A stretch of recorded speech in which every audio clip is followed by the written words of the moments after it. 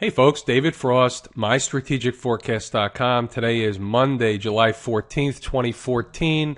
You're here for another episode of Common Sense Technical Analysis. So here's a chart, a daily chart of the SPY, and what we had was basically a gap up and then a float for the rest of the day. And let's take a look at what it looks like on a 10-minute or intraday basis. This is the SPY. And what you have here is a gap up and then basically a sideways to even slightly down float all day long. Okay, a little bit of volume spike came in at the last 15 minutes after the close, but nevertheless, it was light volume all day long. The total volume was 58 million shares in the SPY. That's long below volume, below average volume. And here's what it looks like on a 60-minute, and I want to show you what I think it's shaping up to do. So here's the up move, and then here's the float, basically consolidate down to sideways all day long, and this looks to me like a bullish pattern, and it looks to me like you can take another run at this double top here, and then I think, and let's go back to the daily chart, my best analysis, and this is kind of no man's land, right, because we're at new highs, so there's no numbers to really work off of, so we have to do some mathematical calculations that are just probabilities, right? The probability in my mind is 2009. That's the number. I wouldn't be surprised, and I'll even call it a minor super spike up to 2009 this week. I think if the market takes a run at 2000, I think it breaks through, and I think 2009 becomes a pretty good resistance point. Now, that's not a lock. It's not lock, stock, and barrel. It's just my calculations based on what I think the probabilities are, and that's the best we can do. But it really doesn't matter because the cycle date that I've been talking about is upon us. Okay, this is the last week in my mind of the bull market. Until proven otherwise, when time is up, time is up. And I think time is up. So I'm not going to pick a day because that's more of a fool's game. You know, you'll get it wrong more than you get it right when you try and pick a day of a turn. So I'm going to say that between Thursday of this week and next Tuesday, Wednesday of next week, we should see a significant sign that the market is turning. And that's what I'm looking for. So there it is, folks. I think the turn is upon us. So we're within days. And if you're in long positions, if you've been riding this bull, get off. It's time to get off. Even if you get off and I'm wrong, I can't be wrong by much. You can get back on. But I think you err on the side of caution here. At least that's my opinion, and you've been warned. So let's go over and you know what? I want to make mention of a couple of things. I got some notes here I want to talk about this week. Why would this week have a super spike? Well, who knows? But let me tell you what's going on this week. Just some minor stuff. You have options expiration, so weird stuff happens during options expiration, right? You have earnings out the gazoo, okay? Earnings season is, you got the banks this week, JP Morgan, Goldman Sachs. You're going to have a lot of earnings this week. So you're going to have a lot of whipsaw action. You're going to have good earnings. You're going to have misses. You're going to have gap ups and gap downs. You also have Federal Reserve Chair Yellen testifying in front of the Senate Banking Committee. Now, that's a normal occurrence. She's not testifying against anything that's wrong. She's just giving her normal, I guess it's probably a quarterly update. She appears maybe quarterly or at least twice a year in front of the Senate Banking Committee, kind of gives a state of the Fed, and they'll ask her questions, and they'll grandstand, and most of them are dumb questions, and she gives generic answers, and Bernanke used to give generic answers for the most part. And, you know, the Fed, I mean, a little side note on the Fed. I mean, you have to go look and see how often the Fed's forecast over time has ever been right. It's such a low percentage, okay? It's like less than 30% of the time the Fed's forecast is right.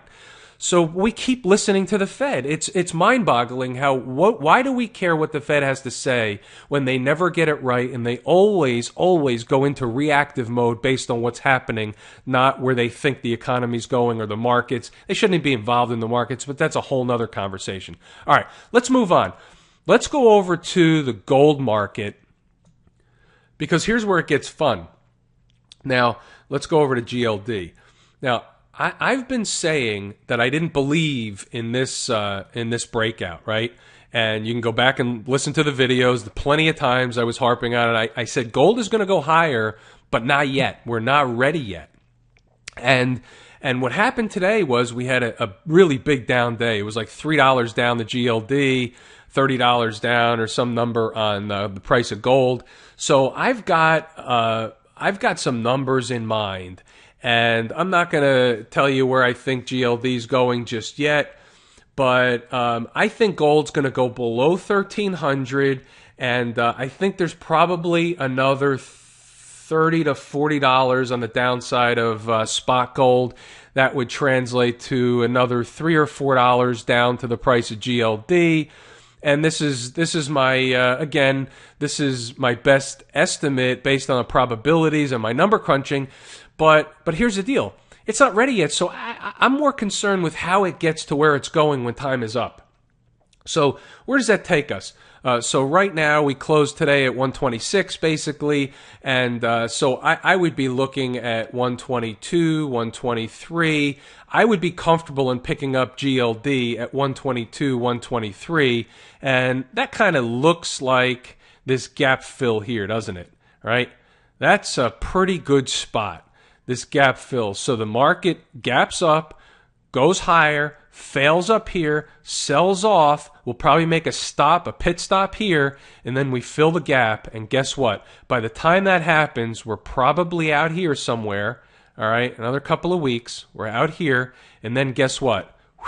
I think it's up.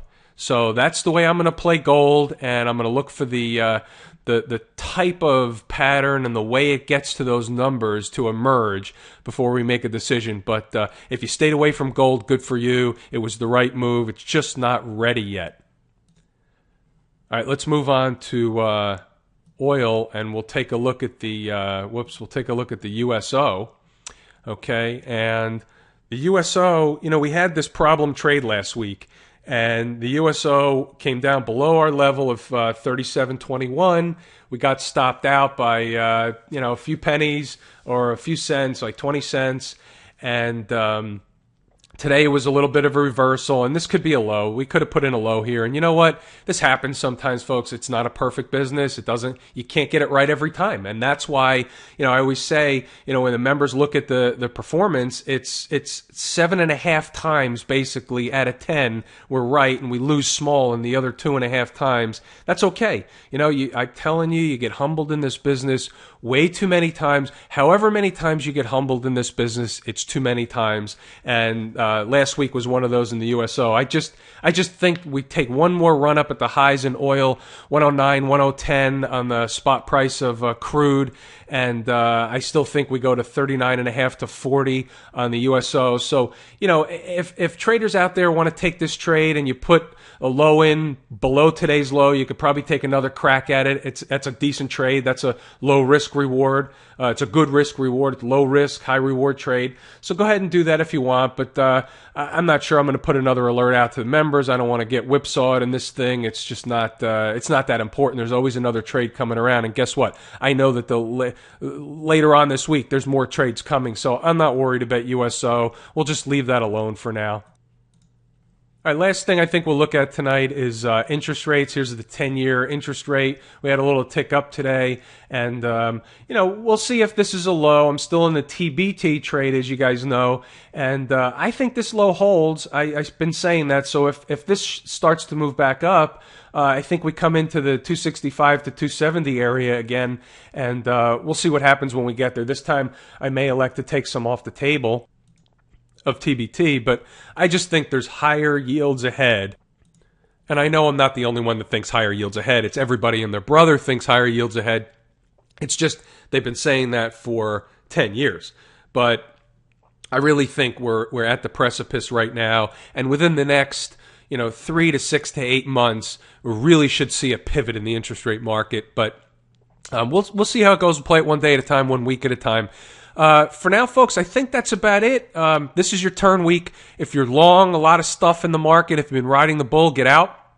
get off the bull. I think that's a wise move right here. Other than that, this is Common Sense Technical Analysis. I'm David Frost. Thanks for tuning in, folks. I appreciate it.